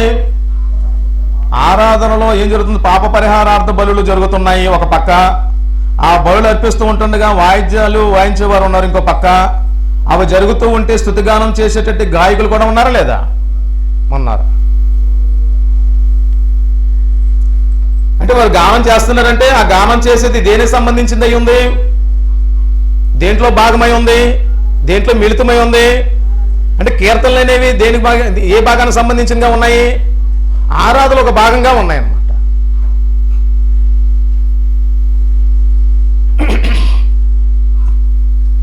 ఇరవై 29వ వచనం.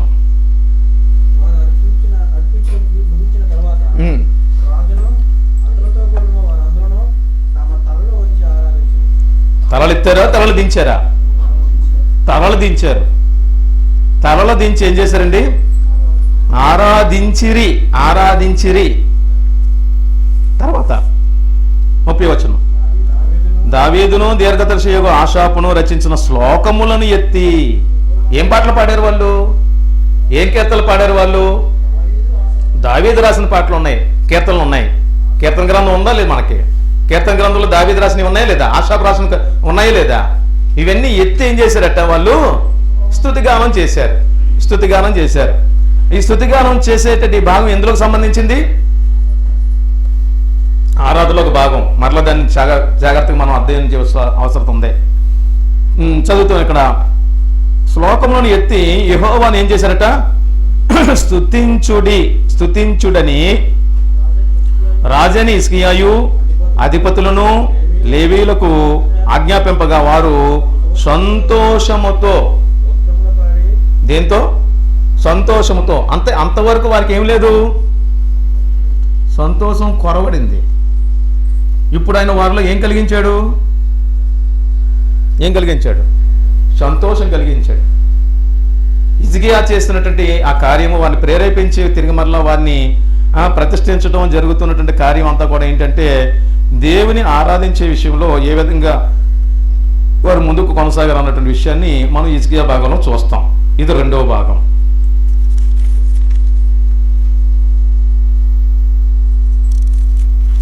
ఇది రెండవ భాగం. 30వ అధ్యాయము, అదే దినవృత్తాంతాల గ్రంథం 30వ అధ్యాయము 1వ వచనం. మరియు హిజ్కియా ఇశ్రాయేలు దేవుడు యెహోవాకు పస్కా పండుగ ఆచరించుటకై యెరూషలేములోనున్న యెహోవా మందిరమునకు రావలసినదని ఇశ్రాయేలు అందరికీ, యోధా వారి అందరికీ వర్తమానములను పంపెను.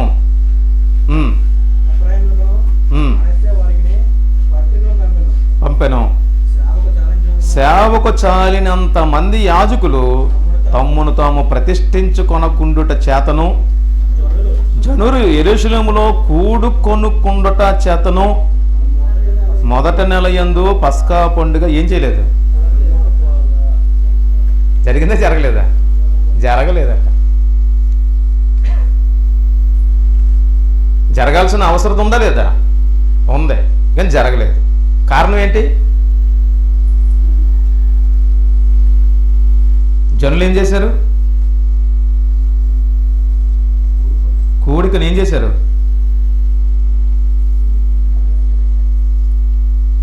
నిర్లక్ష్యం చేశారు.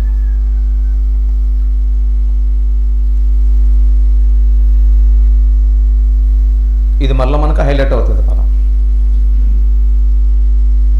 కూడిక. కూడికనటువంటి పదం మరలా మనం హైలైట్ చేయవలసిన అవసరం ఉంటుంది. 3వ వచనం చదువుతారు. అప్పుడు రాజు, హిజ్కియా రాజు ఏం చేశాడంటే అధిపతులను యెరూషలేములో ఉన్న సమాజపు వారందరూ దానిని 2వ నెలలో జరపాలని ఆలోచన నిర్ణయించుకున్నారు. మొదటి నెలలో జరగాల్సింది జరగలేదు. ఇప్పుడు ఎక్కడికి తీసుకెళ్ళిపోయారు? 2వ నెలలో చేద్దామండి. ఓకే, ఒక ఏకాభిప్రాయానికి వచ్చారు. వచ్చి తిరిగి మళ్ళీ ఏం చేయాలనుకున్నారు? 2వ నెలలో వారు చేయాలనుకున్నారు. చేశారా లేదా? 6వ వచనం. కావున అంచెవాండ్రు రాజునొద్దను అతని అధిపతుల యొద్దను తాకీదులు తీసుకొని యోధా ఇశ్రాయేలు దేశములు యందంతటా సంచరించి రాజాజ్ఞను ఇలాగు ప్రచురము చేశారట. ఏమని? ఇశ్రాయేలు వారులారా, అబ్రాము, ఇస్సాకు, ఇశ్రాయేలీల దేవుడిని యెహోవా వైపు తిరగండి. అంటే ఏమైపోయారు? వాళ్ళు విసర్జించారు కాబట్టి ఏం చేశారు? కూడికను నిర్లక్ష్యం చేశారు. కూడుకోవాల్సిన అవసరం ఉందా లేదా? ఇశ్రాయేలు ప్రజలు ఎవరి నామంలో కూడుకోవాలా? యెహోవా నామంలో కూడుకోవాలా? ఎక్కడ కూడుకోవాలి? మందిరం దగ్గరికి వెళ్ళి కూడుకోవాలా? ఏం చేశారు? వాళ్ళు విసర్జించారు. హిజ్కియా చూశాడు, ఇది కుదరదు. ధర్మశాస్త్ర ప్రకారంగా నా రాజ్యం అంతా ఎలా ఉండాలి, కానీ ఇప్పుడున్న పరిస్థితి ఎలా ఉంది అంటే ఆయన కాలంలో ఆ పరిస్థితులు చూసేనా ఆయన ఆ నిర్ణయాలు తీసుకున్నాడు. ఓకే, ఇప్పుడు కూడా మనము సంఘ పరిస్థితులను చూసేనే మనం నిర్ణయాలు తీసుకోవాలి. ఇప్పుడు సంఘ పరిస్థితులను బట్టే కదా నిర్ణయాలు తీసుకోవాలి. సంఘంలో ఉన్న జనులు ఎలాగూ ప్రవర్తిస్తున్నారో ఎలాగున్నారో చూసే కదా నిర్ణయాలు తీసుకోవాలి. గుర్తుపెట్టుకోండి. అందువల్ల రాజుకి ఆ మనసు కలిగింది. ఆయన ఏం చేశాడంటే, మీరు తిరగండి, మీరు తిరిగిన ఎడల ఏమన్నాడు అక్కడ, మీలో అస్సూరు రాజుల చేతిలో నుండి తప్పించుకొని శేషించిన వారి వైపు ఆయన తిరుగును. 7వ వచనం, తమ పితరుల దేవుడైన యెహోవా ఎడల ద్రోహముగా ప్రవర్తించిన మీ పితరుల వలనను మీ సహోదరుల వలనను మీరు ప్రవర్తింపకుడి. వారి ప్రవర్తన ఎట్టిదో మీకు అగపరచవలనని ఆయన వారిని వినాశనమునకు అప్పగించెను. ఒకప్పుడు పితరుల కాలంలో దేవుడు వారిని వినాశనం అంటే ఏంటండి, లయమైపోవటం, చూస్తుండగానే లయమైపోవటం. చాలా భయంకరంగా జరిగిందా లేదా? అహరోనుకు కుమారులు 2 ఉన్నారు. 2 కుమారులు ఏం చేశారట, ఆ దూపం వేసే విషయంలో వారు నిర్లక్ష్య ధోరణి వహించారు. అక్కడ వహిస్తే వినాశనం చేసేసాడు, అక్కడ కాల్చేశాడు. 2 కాల్చబడేసరికి భయం వచ్చిందా లేదా? అలాగే చాలా సందర్భాల్లో అలాంటి వినాశనాలు, చాలా సంఘటనలు అలా మనకి కనిపిస్తూ ఉంటాయి. నోరు తెరిచి మింగేసిందే లేదా? యెహోవా సంఘమునకు, మోషేకు అహరోనుకు తిరుగుబాటు చేసినటువంటి వారు ఏమైపోయారు?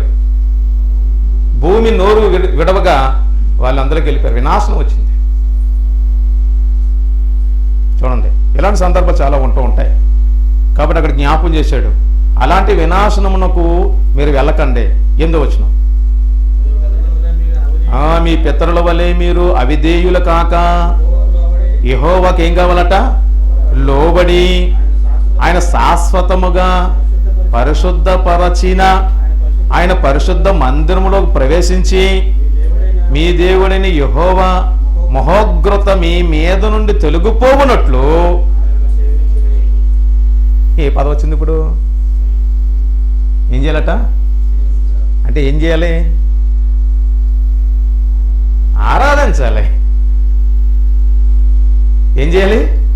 ఆరాధించాలి. సేవించుడి అని అన్నాడంటే ఆ పదం దానికి అర్థం ఏంటి? ఆరాధించండి అని చెప్పటానికి.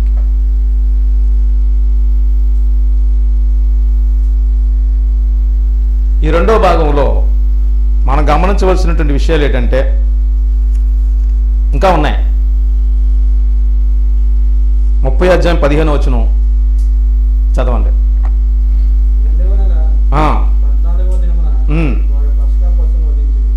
ఏం వధించారు?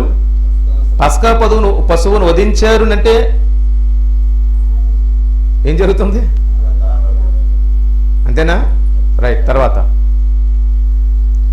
13వ వచనం. ఏ పండుగ అది? పులియను రొట్టెలు పండుగ. ఇశ్రాయేలుకు ఉందా లేదా? పులియను రొట్టెల పండుగ చేస్తున్నారంటే ఏం చేస్తున్నట్టు? ఎవరికి చెందాలి ఆరాధన? ఆ కాలానికి సంబంధించి ఎవరికి చెందాలి? యెహోవా అంటే ఎవరు? ఉన్నవాడు, లేనివాడు కాదు, ఉన్నవాడికి చెందాలి. అక్కడ ఉన్నవాడు అనే పదం అది. తండ్రి తర్వాత ఎవరన్నది మళ్ళీ తర్వాత మనం చూస్తాం.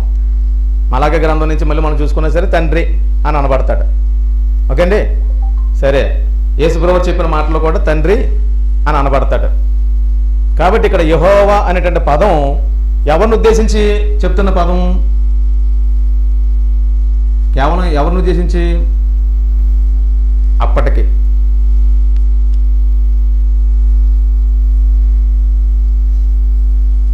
ఏం చేశారు వాళ్ళు? ఏం చేశారండి వాళ్ళు? పస్కా పశువును వధించారు, పులియను రొట్టెల పండుగను ఆచరించారు. పస్కా పండుగ ఆచరిస్తున్నారంటే మగ గొర్రె పిల్ల ఇవ్వాలి. ఏం ఇవ్వాలి? మగ గొర్రె పిల్ల ఇవ్వాలి. ఎప్పుడు కూడా ఇది లేకుండా ఉండకూడదు. ఇంకోటి ఏముండాలి? ఏముండాలి? రొట్టె ఉండాలి. రొట్టెతో పాటు ఏముండాలి?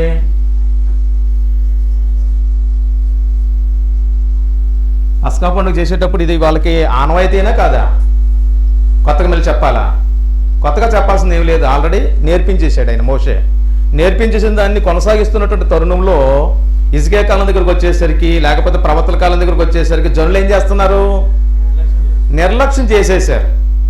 ఆ నిర్లక్ష్యం చేయడం వలన యథార్థమైన ఆరాధన ఎవరికి వెళ్ళాలో వాళ్ళకి చెందుతుందా? వాళ్ళకి చెందలేదు. అదేమవుతుంది? మధ్యలోనే కొనసాగే బదులు కొనసాగింపుకు ముందు ఏమవుతుంది? ఆగిపోవడం జరుగుతుంది. మళ్ళీ కొనసాగించడానికి ఎవరో ఒక దేవుడు ఏం చేస్తున్నాడు? ప్రేరేపిస్తున్నాడా లేదా? ప్రేరేపిస్తున్నాడా? నెక్స్ట్ ఈయన కూడా అదే చేస్తాడు.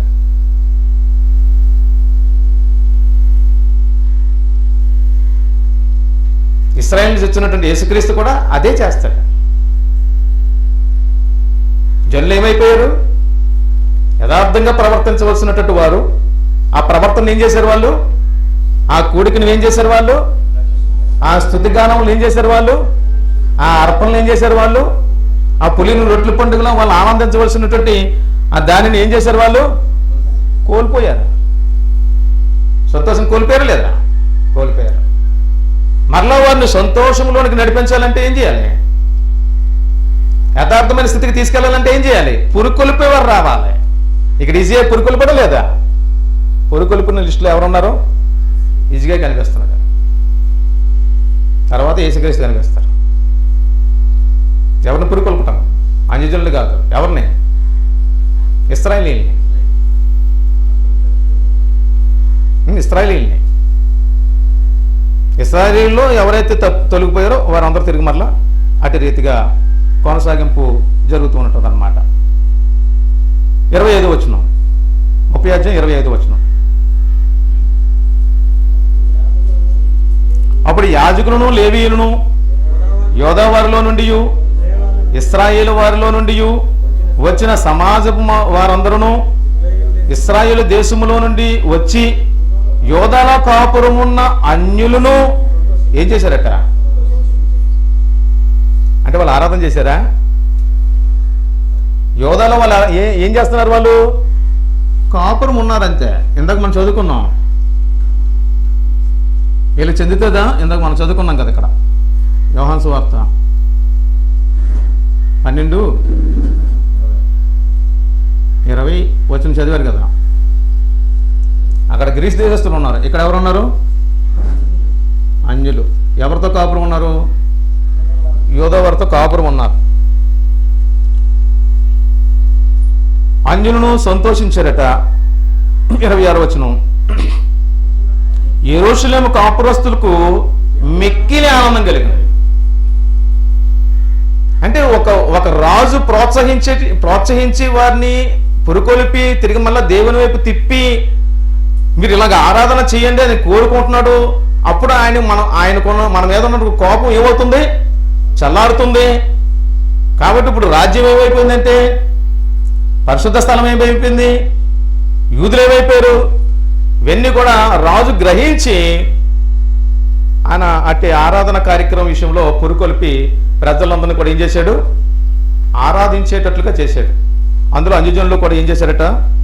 కాపురం ఉన్నారు కాబట్టి వారు సంతోషాన్ని వ్యక్తం చేసుకున్నారు అక్కడ. కానీ మిక్కిలి ఆనందం ఎవరిది? యెరూషలేము కాపురస్తులకు మిక్కిలి ఆనందము కలిగెను. ఇశ్రాయేలు రాజును దావీదు కుమారుడునైన సొలొమోను కాలమునకు తరువాత ఈలాగున జరిగి ఉండలేదు. 27 వచనం. అప్పుడు లేవీయులను యాజకులు లేచి జనులను దీవింపగా వారి మాటలు వినబడెను. వారి ప్రార్థన ఎక్కడికి వెళ్ళిపోయింది? అంటే ఆరాధనలో ఏముంది? ఆరాధనలో ఏముంది? ఆరాధనలో ఏముండాలి?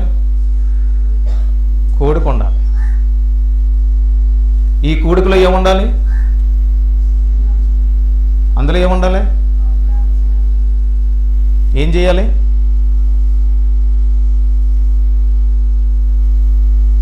ఉండాలి వద్దా? పులిను రొట్టెలు పండుగ.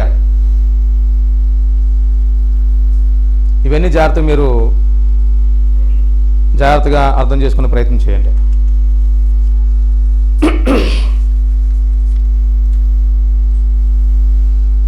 అలాగే అదే 2వ దినవృత్తాంతాల గ్రంథం 31వ అధ్యాయం 10 నుంచి 21 వచనాలు. లేకపోతే 12వ వచనం చదివండి.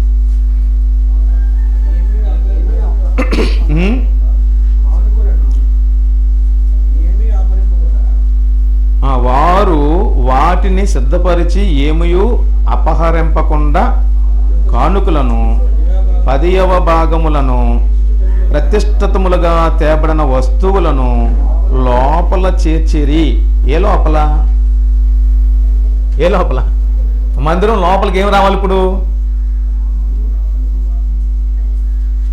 కానుకలతో పాటు 10వ భాగం. ఆరాధనలో భాగమేనా? గుర్తుపెట్టుకోండి, ఆరాధనలో భాగమే కదా కానుకలు. కూడుకున్న వాళ్ళు ఏం చేయాలి? స్తుతిగానం చేయాలి. యాజకులు ఏం చేస్తూ ఉండాలి? ప్రార్థన విజ్ఞాపనం చేస్తూ ఉండాలి. వాళ్ళు కూడుకున్నది పులిసిన రొట్టెల పండుగ, పులిన రొట్టెల పండుగ. వారు అర్పిస్తున్నది దేని నిమిత్తం? అర్పణలో పాప పరిహారార్థం నిమిత్తము. అంటే వారు ఏమవుతారు? పాప పరిహారార్థం నిమిత్తం బలి ఇచ్చేస్తే పరిశుద్ధులు అవుతారు. పరిశుద్ధులు మళ్ళీ ఎలాగ ఉండాలి? పరిశుద్ధులుగానే కొనసాగాలి.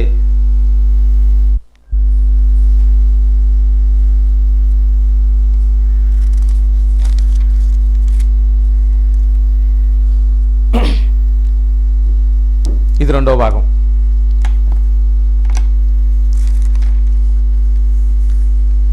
భాగం. తుడి చేస్తున్నాను.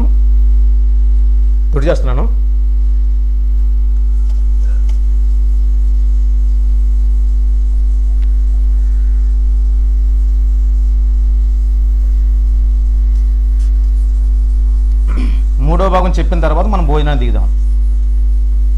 ఎందుకంటే కొద్దిగా టైము కవర్ చేసుకోవడానికి మాత్రమే.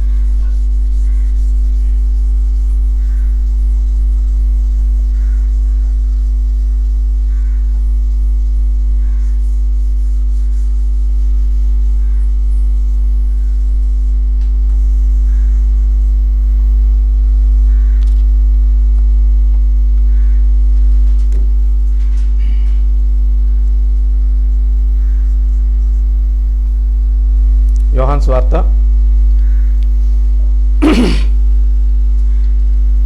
4:24.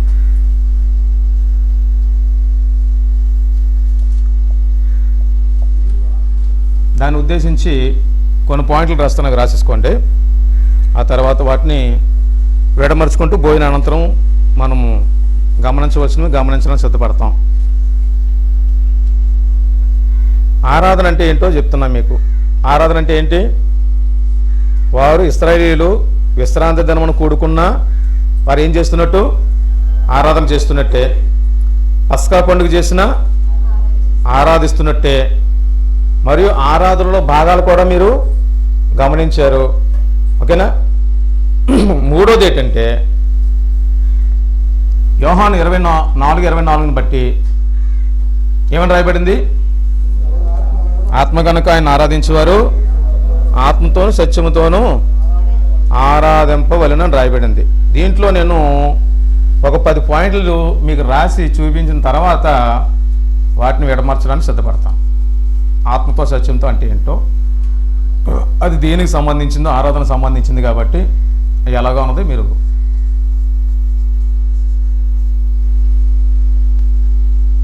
ఒకటి నామం అవసరం. ఆత్మతో సత్యంతో ఆరాధించాలనుకున్నప్పుడు నామం లేకుండా ఉండకూడదు. ఏముండాలి? నామం చాలా ప్రాముఖ్యమైనది. నామం లేకుండా కూడిక అనేదే ఉండకూడదు. 2వది స్థలం. మందిరం అనబడింది స్థలం. 3వది విశ్రాంతి దినం.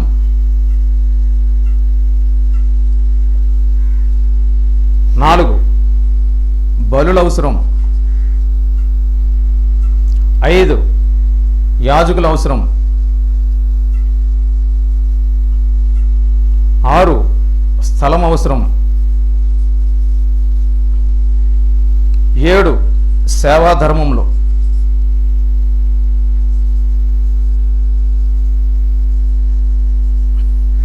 8 8 గాయకులు అవసరం. 9 ప్రార్థన అవసరం. 10 కానుకలు స్వీకరించుట అవసరం. ఆ 10 తిండి మధ్యాహ్న భోజనం పిమ్మట వివరిస్తూ ముందుకు కొనసాగుతాను. ఈ 3వ భాగంలో మనం ఆలోచన చేస్తున్నప్పుడు క్రీస్తు ఆరాధనకు పాత్రుడా అవునా కాదనేటువంటి విషయం కూడా అందులో నుంచే చెప్పడానికి సిద్ధపడతాం. ఎంతవరకు ఓపికతో ఈ మాటలు విన్న మీ అందరికీ ప్రభువైన యేసుక్రీస్తు నామములో వందనము తెలియజేస్తూ అవకాశం ఇచ్చిన స్థానిక సంఘ సువార్థికులు కృష్ణవారి కుటుంబానికి, స్థానిక సంఘానికి నా ప్రత్యేకమైన కృతజ్ఞతలు. ఆయా ప్రాంతాల నుంచి తేరి వచ్చిన ప్రతి ఒక్కరికి నా హృదయపూర్వకమైన కృతజ్ఞతలు తెలియజేస్తూ ఉన్నాను.